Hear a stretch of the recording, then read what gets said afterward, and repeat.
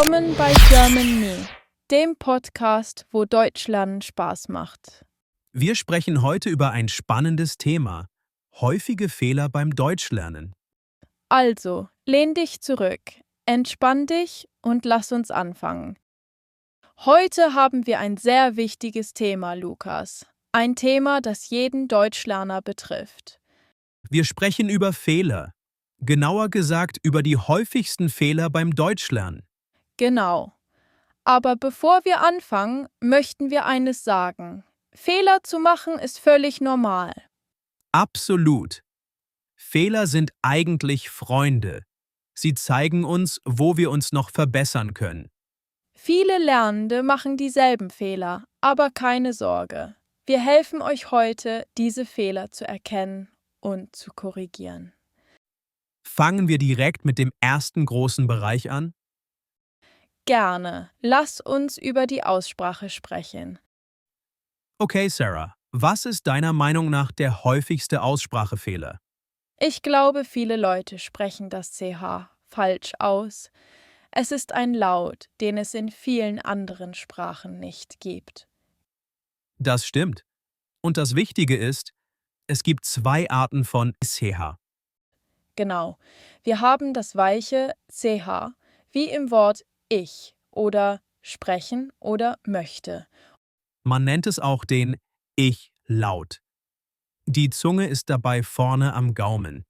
Und dann gibt es das harte CH, wie in ach oder Buch oder machen.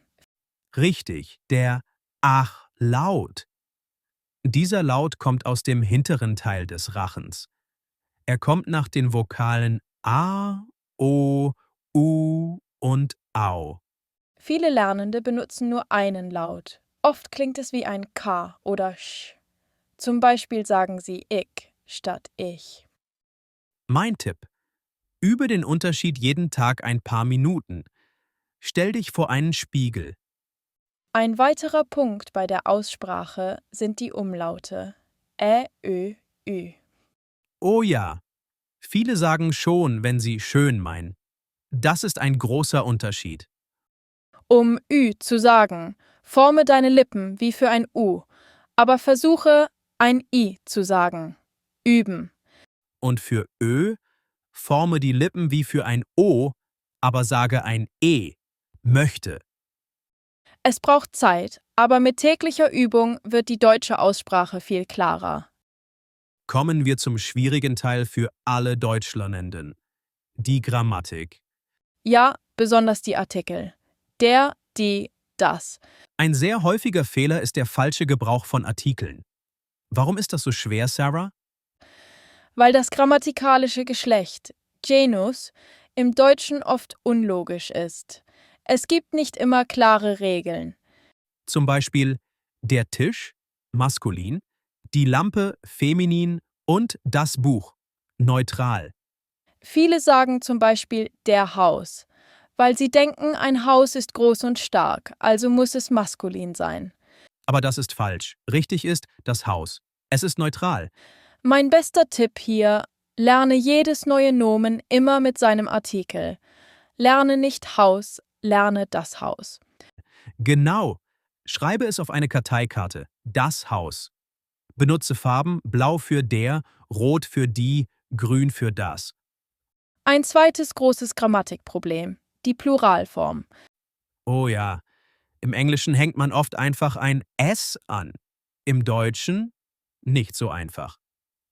Richtig. Nehmen wir dein Beispiel, der Apfel. Der Plural ist die Äpfel. Viele Lernende sagen die Apfels oder die Apfele. Aber nein, es ist die Äpfel mit Umlaut. Es gibt so viele Pluralendungen. E, N, N, R, S. Das Buch wird zu die Bücher. Die Frau wird zu die Frauen. Das S im Plural ist im Deutschen eher selten. Wir benutzen es meistens bei Wörtern aus anderen Sprachen, wie die Autos oder die Hotels. Auch hier gilt: lerne den Plural direkt mit dem Nomen mit also. Das Haus, die Häuser. Geduld ist hier der Schlüssel. Es ist ein Marathon, kein Sprint. Kommen wir zum Wortschatz. Ein Fehler, den ich oft höre, ist das direkte Übersetzen. Ja, das ist ein klassischer Fehler. Viele Lernende übersetzen Wörter und Sätze direkt 1:1 aus ihrer Muttersprache. Und das Ergebnis klingt, nun ja, sehr komisch auf Deutsch. Du hattest ein gutes Beispiel. Ich habe Hunger groß. Genau. Auf Englisch sagt man I have big hunger oder I am very hungry. Aber auf Deutsch funktioniert die Wortstellung so nicht. Richtig ist, ich habe großen Hunger. Das Adjektiv groß muss vor dem Nomen Hunger stehen und dekliniert werden. Oder ein anderes Beispiel, ich bin kalt. Das bedeutet I am a cold person vom Charakter her. Wenn dir kalt ist, wegen des Wetters, musst du sagen, mir ist kalt. Lerne Wörter also nicht isoliert, sondern immer im Kontext in einem Satz. Ein anderer Punkt sind Redewendungen, Idioms. Die kann man fast nie direkt übersetzen. Ja, mein Lieblingsbeispiel, es regnet Katzen und Hunde. Wenn du das auf Deutsch sagst, werden dich die Leute sehr verwirrt ansehen. Was sagen wir stattdessen auf Deutsch, wenn es stark regnet? Wir sagen, es schüttet wie aus Eimern oder es gießt in Strömen. Das klingt viel natürlicher. Versuche also deutsche Redewendungen zu lernen, statt deine eigenen zu übersetzen.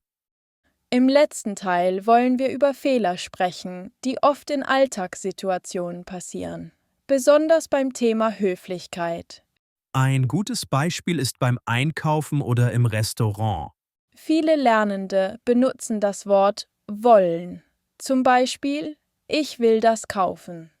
Technisch gesehen ist der Satz grammatikalisch korrekt. Aber er klingt sehr direkt, fast unhöflich oder kindisch. Genau, es ist viel höflicher, den Konjunktiv der Zweile zu benutzen. Möchte. Besser ist, ich möchte das bitte. Oder ich hätte gern einen Kaffee. Möchte und hätte gern sind die Zauberwörter für höfliche Bitten im Deutschen. Ein weiterer kleiner Fehler im Café. Jemand bestellt ein Kaffee bitte. Das versteht jeder, aber grammatikalisch korrekt im Akkusativ wäre einen Kaffee bitte, denn du nimmst oder möchtest einen Kaffee. Akkusativobjekt. Es sind diese kleinen Details, die dein Deutsch viel flüssiger und natürlicher klingen lassen. Puh, das waren jetzt einige typische Fehlerquellen. Ja, von der Aussprache über die Artikel bis zur Höflichkeit im Café. Das waren die ersten Tipps gegen häufige Fehler. Wir hoffen, das hat euch geholfen. Und denkt immer daran, habt keine Angst vor Fehlern. Niemand ist perfekt, nicht einmal wir. Das Wichtigste ist, dass du sprichst. Übe jeden Tag ein bisschen. Höre viel Deutsch und hab Spaß dabei. Das war's für heute. Wir hoffen, ihr habt etwas Neues gelernt. Wenn euch die Folge gefallen hat, abonniert unseren Podcast und teilt ihn mit euren Freundinnen. Und vergesst nicht, Lernen ist leichter, wenn man lacht. Bis zum nächsten Mal. Tschüss.